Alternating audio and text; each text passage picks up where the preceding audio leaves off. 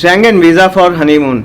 अगर आप शादी करने वाले हैं या रिसेंटली आपने शादी की है और आप अपने हनीमून के लिए यूरोप की ट्रिप प्लान कर रहे हैं, तो शेंगेन वीज़ा एप्लीकेशन प्रोसेस आपके केस के लिए क्या होगी, कौन कौन से डॉक्यूमेंट इस प्रोसेस में लगेंगे, कैसे उनको तैयार करना है, ये सब मैं इस वीडियो में आपको बताने वाला हूँ। साथ ही बहुत सारे डाउट्स रहते हैं जो हनीमून के लिए जा रहे हैं उनके मन में वीज़ा अप्लाई करने के लिए कि क्या हमारा मैरिज सर्टिफिकेट लगेगा, अभी तो शादी हुई नहीं है, या अगर एक जना जॉब कर रहा है और दूसरा पर्सन जॉब नहीं कर रहा, या दोनों जॉब कर रहे हैं, या दोनों ही फैमिली बिजनेस में हैं, तो उस तरह के केसेस के लिए आपको क्या करना है, ये पूरी क्लैरिटी आपको अलग अलग केसेस के हिसाब से पूरी एप्लीकेशन प्रोसेस की और डॉक्यूमेंट्स की इस वीडियो में आएगी। उसके लिए आपको ये वीडियो एंड तक सुनना पड़ेगा। मेरा नाम जितेंद्र शर्मा है, लोगों की शेंगेन वीज़ा डॉक्यूमेंटेशन करता हूँ। हज़ारों शेंगेन वीज़ा सक्सेसफुल कराएं, जिन्हें आप इस यूट्यूब चैनल के पोस्ट सेक्शन में जाके चेक भी कर सकते हो। अगर आपने फाइल रेडी मुझसे करवानी हो तो मुझे कॉल कर लीजिएगा। मेरा फ़ोन नंबर मैं इस वीडियो के कैप्शन और पिन कमेंट में दे के रखूँगा। Let's begin. सबसे पहले जो सबसे मेन डाउट होता है कपल्स के मन में जो शादी करने जा रहे हैं और वीज़ा अप्लाई कर रहे हैं शेंगेन का, मैरिज सर्टिफिकेट को लेके कि क्या मैरिज सर्टिफिकेट लगेगा, क्योंकि हमारी शादी में तो अभी टाइम है। देखिए, मैंने बहुत सारे शेंगेन वीज़ा हनीमून के केस के सक्सेसफुल कराए हैं और मैंने उनमें मैरिज सर्टिफिकेट नहीं लगाया, और लगे भी कैसे। जैसे कि मान लीजिए आपकी शादी 2 या 3 महीने बाद हो रही है और शादी के 2-4 दिन बाद ही आपको हनीमून पे जाना है, तो मैरिज सर्टिफिकेट जो बनने की प्रोसेस है उसमें तो टाइम लगता है ना, और शादी से पहले ही वीज़ा अप्लाई होगा, क्योंकि वीज़ा की प्रोसेस में आराम से 1 महीना लग जाता है शुरू से लेकर एंड तक। तो ऑब्वियसली आप शादी से पहले ही अप्लाई करोगे, तो बिना मैरिज सर्टिफिकेट के ही अप्लाई करना होगा। तो वो मानेंगे कैसे कि हम शादी करने ही जा रहे हैं। देखो, आप रोके वगैरह की एंगेजमेंट की फ़ोटो लगा सकते हो, आपके शादी के कार्ड की फ़ोटो भी आप लगा सकते हो, और सबसे मेन जो मैं मानता हूँ कि अगर एक लड़का और एक लड़की जो मैरिजेबल एज के हैं, अगर वो कह रहे हैं कि हम शादी करके इस डेट को जाने वाले हैं, तो इस चीज़ में क्रेडिबिलिटी है, मान लिया जाता है। फिर भी आप सपोर्टिंग डॉक्यूमेंट, एंगेजमेंट फ़ोटो, शादी का कार्ड वगैरह लगा सकते हो। एक और कुछ और केसेस लेना चाहूँगा। लड़का और लड़की दोनों बहुत अच्छी जॉब कर रहे हैं और हनीमून पे जा रहे हैं, बहुत अच्छे चांसेस होते हैं दोनों के वीज़ा आने के।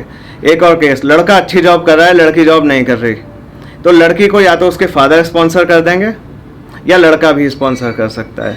उस केस में जो भी स्पॉन्सर है वो अपने फाइनेंशियल डॉक्यूमेंट्स की कॉपी लड़की की फाइल में लगाएगा। फिर अगर लड़के का फैमिली बिजनेस है और लड़की जॉब नहीं कर रही है, ऐसे केसेस भी मैंने काफ़ी देखे हैं हनीमून के लिए। तो लड़के का अगर फैमिली बिजनेस है, अगर उसके अकाउंट में इनकम आ रही है, उसके सारे डॉक्यूमेंट हैं, तो वो सेल्फ स्पॉन्सर्ड रह सकता है, वरना उसको उसके फादर स्पॉन्सर करेंगे और लड़की को उसके फादर स्पॉन्सर करेंगे, या ये लड़का या लड़के के फादर भी स्पॉन्सर कर सकते हैं। अब डॉक्यूमेंट्स के लिए आगे बढ़ते हैं। सबसे पहले हमें शेंगेन वीज़ा से रिलेटेड जो मेन रूल्स हैं वो पता होने चाहिए। एक शेंगेन वीज़ा लेकर आप 29 शेंगेन कंट्रीज़ में फ्रीली ट्रैवल कर सकते हैं, लेकिन आप अप्लाई किसी एक कंट्री में ही करोगे। आप अपनी आइटनरी में एक कंट्री भी दिखा सकते हो वो, या एक से ज़्यादा कंट्रीज़ भी दिखा सकते हो। अप्लाई उस कंट्री में करना है जिसमें आपके सबसे ज़्यादा दिन बैठ रहे हैं। फिर जो आपकी ट्रैवल डेट है, जिस डेट को आप इंडिया से यूरोप जाओगे, उससे 6 महीने से ज़्यादा पहले आप वीज़ा एप्लीकेशन प्रोसेस शुरू नहीं कर सकते। और जो आपकी यूरोप से लौट के आने की डेट है, उसके बाद कम से कम 3 महीने के लिए आपका पासपोर्ट वैलिड होना चाहिए। अब सबसे पहले आप अपने मन में एक ट्रैवल प्लान सोचें कि मैं कौन कौन से सिटीज़ में और कौन कौन से कंट्रीज़ में घूमने जाना चाह रहा हूँ। वो जो ट्रैवल प्लान हो आप लॉजिकल रखना, एक करेक्ट लॉजिकल सीक्वेंस होनी चाहिए, जिग-जैग मत घूमना। जिन सिटीज़ को आपने चूज़ किया है उनकी टूरिज़्म इम्पोर्टेंस होना चाहिए। ऐसा नहीं कि आप ऐसे जगहों के नाम लिख रहे हो जिन्हें कोई भी नहीं जानता। बेशक इंडिया में कोई ना जानता हो, वीज़ा ऑफिसर जानता होगा, टूरिज़्म इम्पोर्टेंस होनी चाहिए। किसी भी सिटी में ना तो बहुत ज़्यादा दिन देना, ना ही बहुत कम दिन देना। और जब आप एक ट्रैवल प्लान मन में सोच लें या पेज पर लिख लें या अपने फ़ोन में टाइप कर लें, अब प्लान तो आपने बना लिया, अब आप होटल बुकिंग कराइए। होटल बुकिंग अगोडा, booking.com ऐसी वेबसाइट से फ्री कैंसिलेशन वाली बिना पेमेंट के आप कर सकते हैं। लेकिन ये ध्यान रखना कि कौन सी डेट को पैसे कटेंगे, कभी पैसे कट जाएं फिर वो रिफ़ंड नहीं होते। फ़्लाइट का ये है कि अगर आप पेड फ्लाइट कराओगे तो जो प्राइस है वो कम भी होगा और लॉक हो जाएगा। तो अगर आपको लग रहा है कि आपके बहुत हाई चांसेस हैं वीज़ा आने के, है ना, जेन्युइनली आपको लग रहा है, तो आप चाहो तो पेड करा लो, पर मेरा एडवाइस है कि आप डमी फ़्लाइट बुक कराएं। बहुत सस्ते में बुक हो जाती है, जिसका वीज़ा आना है डमी फ़्लाइट से ही आ जाएगा। और वीज़ा आने के बाद श्योर होकर कि अब तो हमारा जाना पक्का है, उसके बाद ही आप पेड फ्लाइट कराएं, ये मेरी सलाह है। लेकिन कई ऐसे सेंटर हैं जैसे कोलकाता, वहाँ पे मैक्सिमम कंट्रीज़ के लिए पेड फ्लाइट मांगते हैं, तो वहाँ पे आपको पेड फ्लाइट करानी है।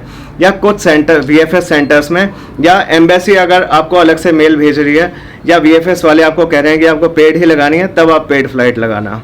फिर आप ट्रैवल इंश्योरेंस बुक कर लीजिए।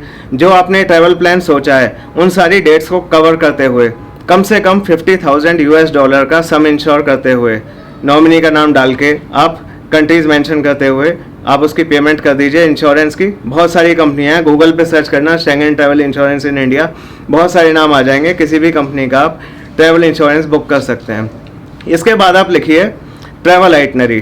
ट्रैवल आइटनरी में आपको सारी जो भी आपका ट्रैवल प्लान है पूरा डिटेल में लिखना है।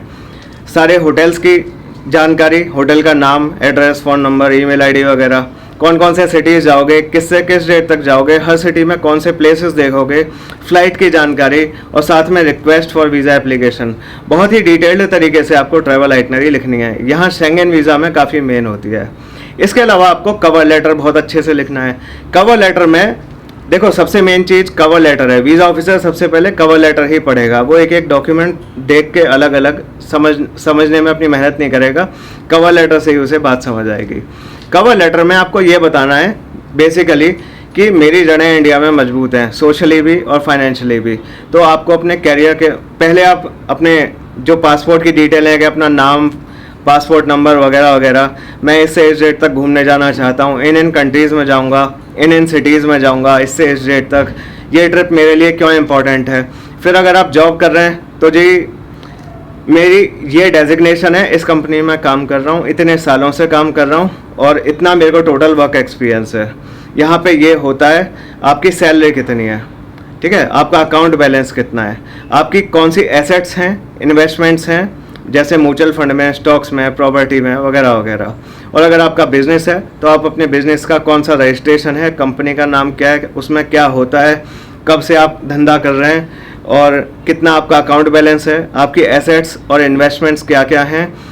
देखो गोल्ड, कार वगैरह मेंशन करने की ज़रूरत नहीं है, इमूवेबल एसेट्स ज़्यादा वेटेज रखती हैं जैसे प्रॉपर्टी वगैरह। अब कुछ चीज़ें क्लियर कर दूं, ऐसा कुछ नहीं है कि जिसके नाम प्रॉपर्टी नहीं है उसका वीज़ा नहीं आएगा, खूब आएगा, कोई दिक्कत नहीं है, पर हो तो मेंशन कर दो। बहुत लोगों को लगता है कि मैं यंग हूँ, अनमैरिड हूँ तो मेरा वीज़ा नहीं आएगा, ऐसा कुछ नहीं है, खूब आएगा, अप्लाई कीजिए, कोई दिक्कत नहीं है। पर अगर आप मैरिड हैं तो उसका ज़रूर मेंशन करें, सही लगता है थोड़ा। और बहुत लोगों को लगता है कि मेरी इंटरनेशनल ट्रैवल हिस्ट्री नहीं है, वीज़ा नहीं आएगा, ऐसा भी बिल्कुल नहीं है, खूब आएगा, है ना। इनफैक्ट कम से कम आधे केसेस जो मैं सक्सेसफुली करता हूँ लोगों की ट्रैवल हिस्ट्री नहीं होती, तो वो भी कोई चिंता की बात नहीं। फिर आप अपनी कहाँ पे किस सिटी में रह रहे हैं, आपके नाम कोई प्रॉपर्टी वगैरह है कि नहीं, आप मैरिड हो या अनमैरिड हो, है ना। अपनी सारी सोशल टाइज और इकोनॉमिक टाइज पे खास तौर पे जोर दें कवर लेटर में कि वो कौन सी वजह हैं जिनकी वजह से आप वापस आना चाहेंगे। सोशली आपकी टाइज क्या है, और फाइनेंशियल वजह, अगर आपकी जॉब अच्छी है तो उस पर भी फोकस कर सकते हैं। फिर कौन कौन से डॉक्यूमेंट आपने लगाए हैं उसके लिए VFS की वेबसाइट से चेकलिस्ट डाउनलोड हो जाएगी, उसके हिसाब से आप डॉक्यूमेंट अरेंज करके उनको भी लिस्ट में पूरा लिखना। और फिर रिक्वेस्ट फॉर वीज़ा इशुएंस, ये आपका कवर लेटर है। फिर इस स्टेज से बल्कि पहले ही आप अपना VFS का अपॉइंटमेंट भी बुक कर देना। तो कई कंट्री ऐसे हैं जिनमें पहले VFS का अपॉइंटमेंट बुक होता है, बाद में एप्लीकेशन फॉर्म भरता है। तो कई कंट्री ऐसे हैं जिनमें पहले एप्लीकेशन फॉर्म भरा जाएगा, बाद में अपॉइंटमेंट बुक होगा। तो VFS का या BLS का या GVCW फॉर ग्रीस, इनका जो भी अपॉइंटमेंट है वो आपने बुक करना है, मतलब वो डेट और टाइम फाइनल करना जब आप फाइल सबमिट करने जाएंगे। और एप्लीकेशन फॉर्म अगर ऑफलाइन है तो VFS की वेबसाइट से या BLS से या जहाँ से भी, वहाँ से डाउनलोड हो जाएगा अगर ऑफलाइन है तो, और अगर ऑनलाइन है तो VFS की वेबसाइट से डायरेक्ट हो जाएगा उस कंट्री की गवर्नमेंट वेबसाइट पे, और वहाँ पे आपने एप्लीकेशन फॉर्म भरना है। एप्लीकेशन फॉर्म में आपको पासपोर्ट की सारी डिटेल भरनी होती है, अपने ट्रैवल की डिटेल भरनी होती है, जो वो पूछते जाएँ सही तरीके से भरना। किस होटल में रुकोगे, जिस कंट्री में अप्लाई कर रहे हो उसके पहले होटल की सारी डिटेल डलेगी, आपके एम्प्लॉयर की सारी डिटेल डलेगी। अब अगर आप जॉब कर रहे हैं तो आप अपने एम्प्लॉयर से जो डॉक्यूमेंट चाहिए उन्हें लेना शुरू कर दो, उसमें टाइम लगता है। आपकी जॉब से आपको NOC लेना है for leaves from the employer. तो कई कंपनियां तो ऑटो जनरेटेड फॉर्म में देती हैं, तो वो भी चल जाएगा, या कई कंपनियां कहेंगी कि आप खुद ही लिख के हमें दे दो, हम दे देंगे। तो उस केस में आपको एक प्रॉपर फॉर्मेट में अपना सारा लिखना है कि बेसिकली एनओसी में ये लिखना होता है कि ये हमारा एम्प्लॉय इससे इस डेट तक घूमने जाना चाह रहा है इन कंट्रीज़ में फॉर टूरिज्म पर्पस, और या तो ये कि नो ऑब्जेक्शन लिखा हो या लीव्स अप्रूव्ड हैं हमारी तरफ से, और टू द वीज़ा ऑफिसर इसको एड्रेस करके ये या तो कंपनी अपने फॉर्मेट में दे दे या आप अपने फॉर्मेट में दें। अगर आपने दिया है तो कंपनी के लेटर हेड पर प्रिंट करके कंपनी की स्टैंप और साइन आप करा लेना, और अगर कंपनी अपने फॉर्मेट में ऑटो जनरेटेड फॉर्म में दे रही है तो वो जैसा दे रही है वैसा चल जाएगा।